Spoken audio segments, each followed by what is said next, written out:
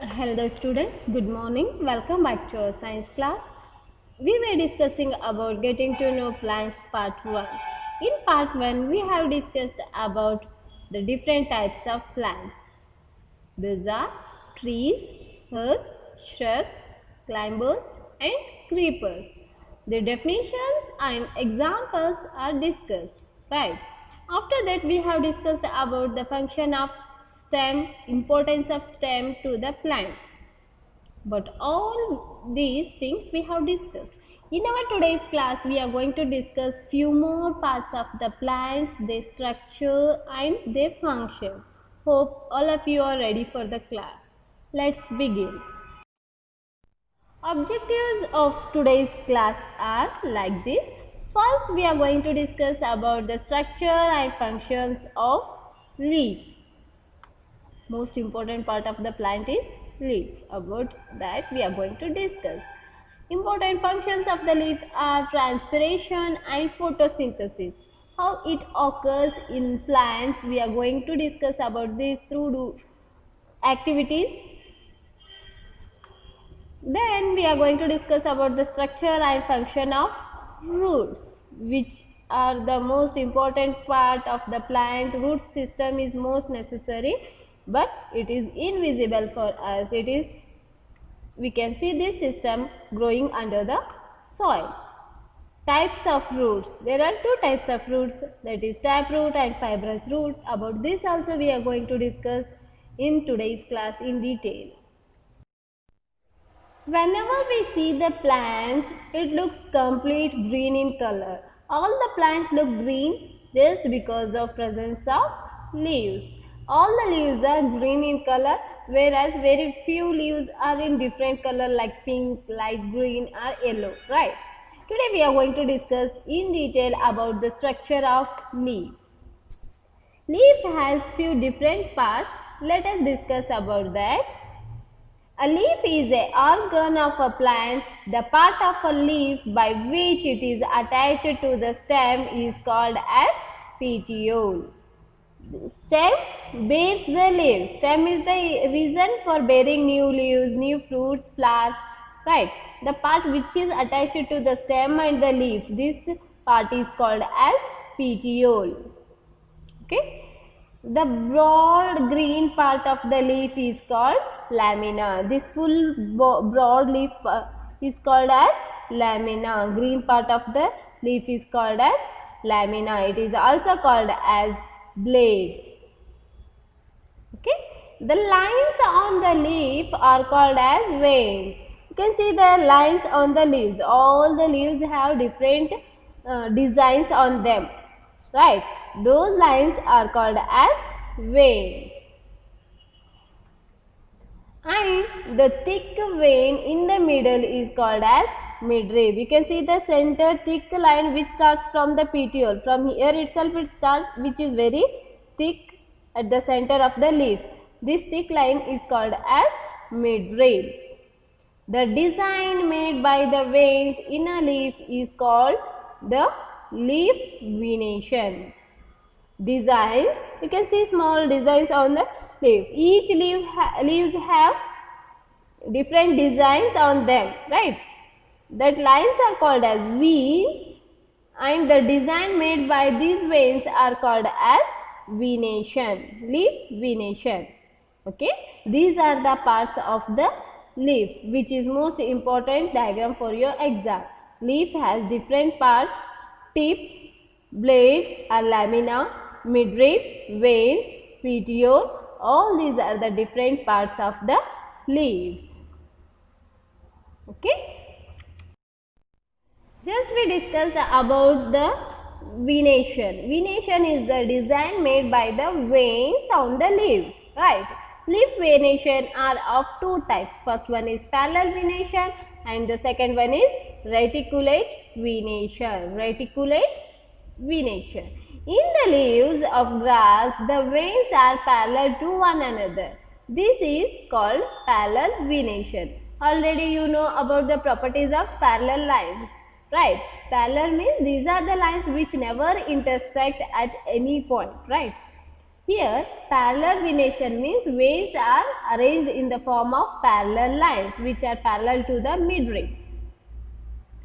You can see such type of arrangement in grass. The next one is reticulate venation. If the design is net-like on both the sides of the midrib, the venation is reticulate venation. See, here the design is like a net, like spider's web, right? It is like network. Veins are arranged in the form of net on both the sides of midrib. Such arrangement is called as reticulate venation. Here you can see venation is the arrangement of the veins in a leaf blade.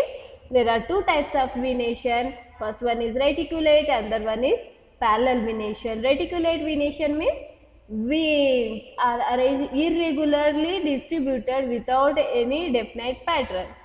Here there is no any definite pattern and it looks like a net. Veins form a network in the leaf in reticulate venation. Few plants are examples of having reticulate venation leaves on them. Examples are people, mango and rose. These have reticulate venation. See, you can see the arrangement of the veins on the leaves which are scattered in different directions. Such type of arrangement is called as reticulate venation. Whereas parallel venation, veins are arranged in parallel rows on each other. Veins do not form a network. You can see here all these lines are parallel to each other. Examples: banana, grass, bamboo. All these are the different plants which have parallel venation.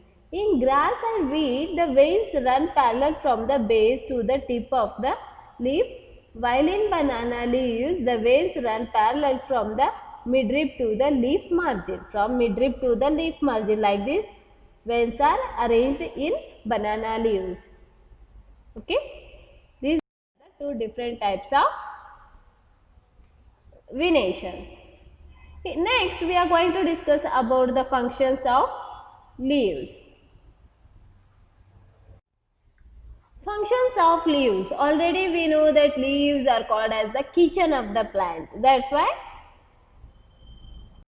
because some plants are completely depend on the leaves. They prepare food. That is why leaves are called as kitchen of the plant.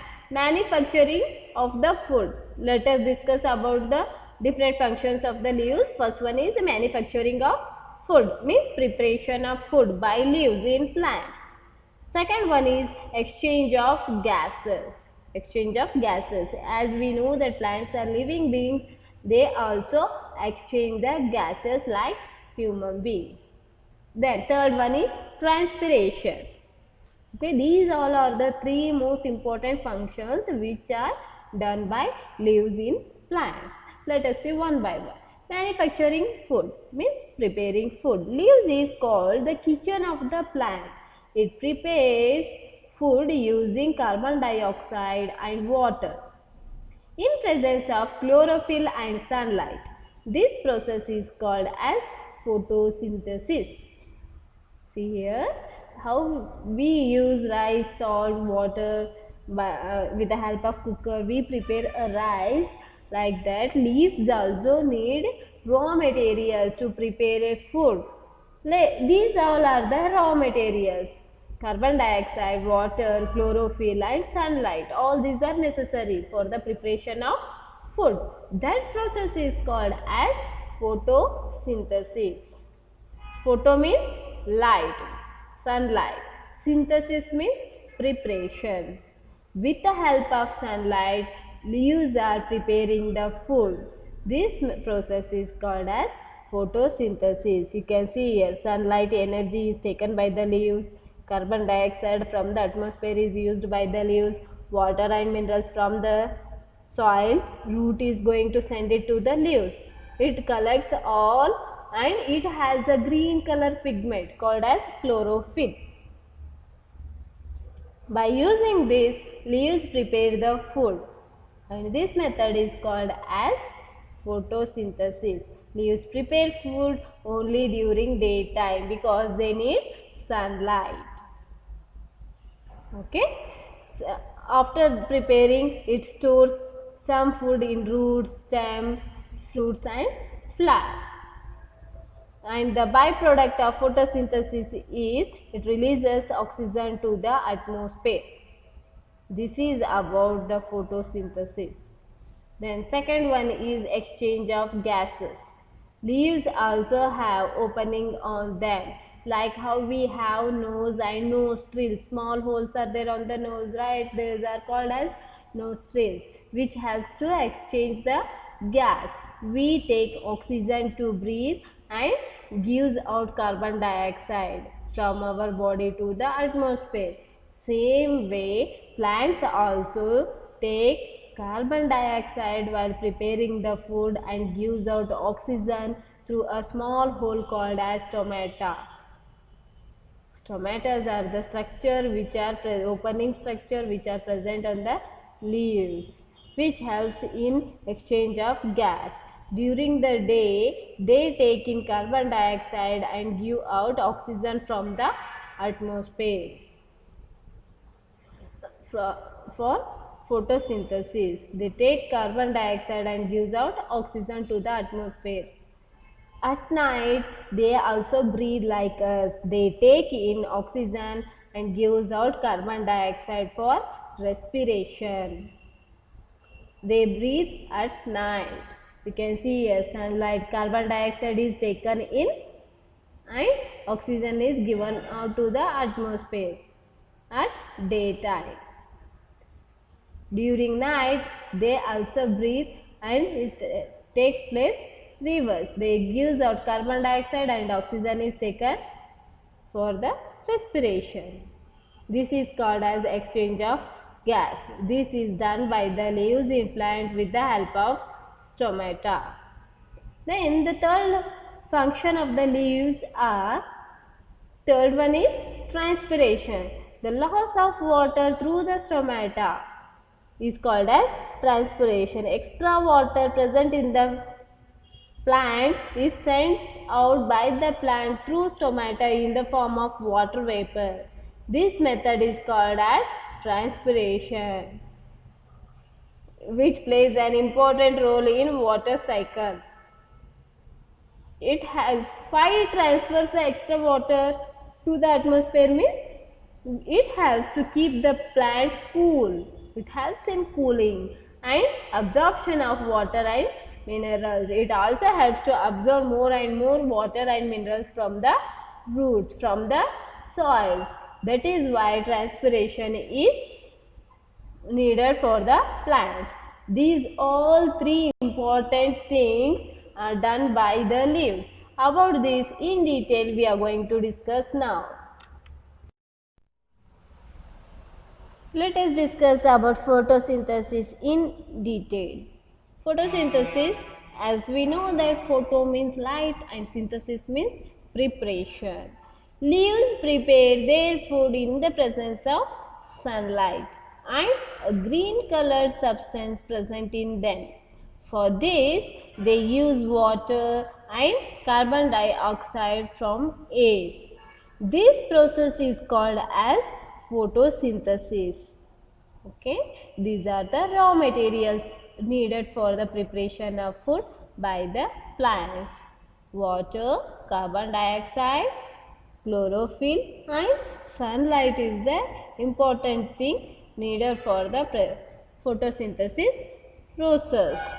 Oxygen is given out in this process as a byproduct. Leaves releases oxygen to the atmosphere during the preparation of photosynthesis. The food prepared by the leaves ultimately gets stored in different parts of the plant as starch. The prepared food by the leaves is stored in stem, leaves, fruits, flowers and different parts present in the plants in the form of starch. You can see here leaves are going to use the solar energy for the preparation of photosynthesis. From the soil it takes water and minerals, and from the atmosphere it uses carbon dioxide. So these are required for the preparation of photosynthesis. Only green plants can prepare photosynthesis. Okay, it occurs only in the green plants because chlorophyll is important thing, pigment present in the leaves, which is the most important reason for the photosynthesis.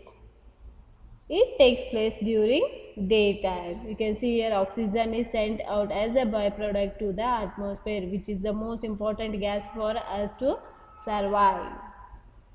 It takes carbon dioxide, mineral and water from the soil, sunlight, then it prepares a food. After that preparation, it occurs in the form of starch and oxygen gas is released. That starch is stored in leaves, stem, roots and fruits.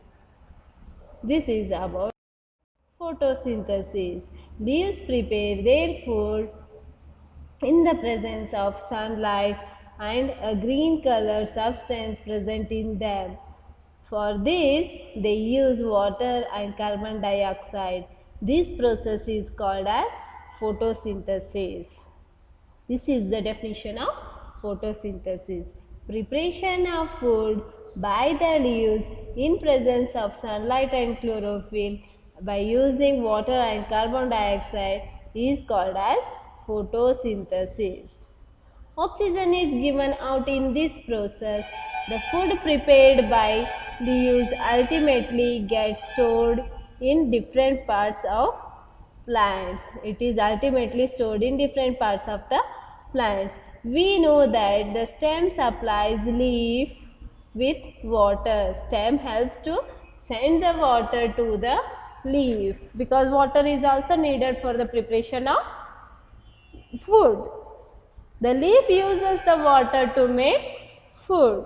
The leaves also lose water through transpiration. If it is extra after cooking, if there is extra water in them, leaves send out the extra water through the process called as transpiration. Leaves have small holes on them. By that, through stomata, transpiration takes place. Now we are going to discuss about transpiration. You can see the extra water coming out in this diagram. You can see it clearly. The water is absorbed by the roots and it is sent through the different parts of the plants by stem. If the extra water is remained, these blue color structures are called as stomata, which is responsible for exchange of gas and to send the extra water out through the water vapor to the atmosphere. Veins carry water into the leaves. You can see roots take up water from the soil. The function of root is to store the food and to send the water and minerals present in the soil to the stem. Next, it is responsibility of stem to send the water and mineral for the different parts of the plant, especially for leaves. For leaves, it is most important because they need water and mineral for the preparation of food. Okay, after preparation of food, the extra water is sent out by the leaves through a small hole called as stomata. You can see here in the form of water molecules, water is coming out through stomata. Is it clear? Transpiration is the process in which extra water is sent out by the leaves. It helps to keep the plant cool and it also supports to absorb more and more water and minerals. We need a herb. This transpiration can be seen through a small activity. For this we need a herb to transparent polythene bag and thread. This activity we have to do during daytime on sunny day. Use a healthy well water plant that has been growing in the sun. Enclose a leafy branch of a plant in a polythene cover and tie it up its mouth as shown. I will show you the plant which is tied with the polythene bag. Tie up the mouth of the another empty polythene cover and keep it also in the sun. After a few hours, observe the inner surface of the cover. We can see water droplets. Water comes out of leaves in the form of water vapor by a process called transpiration. Plants release a lot of water into the air through this process, through transpiration, which plays a vital role in water cycle. You can see here, this is a healthy plant. This activity you have to do during daytime. Water droplets you can see in the polythene cover. This method is called as transpiration. Next, we are going to discuss about the most important part of the plant, that is roots. Roots are the most important parts. The main root is called as the taproot. You can see a root here. When you pluck a plant from the soil, you can see a main root, thick root at the center. This is called as taproot.